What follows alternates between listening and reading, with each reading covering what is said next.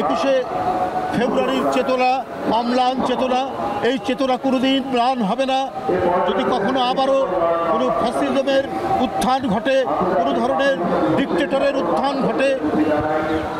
21শে ফেব্রুয়ারি আমাদের এদেশের দামাল ছেলেদেরকে, এদেশের জনগণকে আবারও রাজপথে লড়াই নামতে উদ্বুদ্ধ করবে।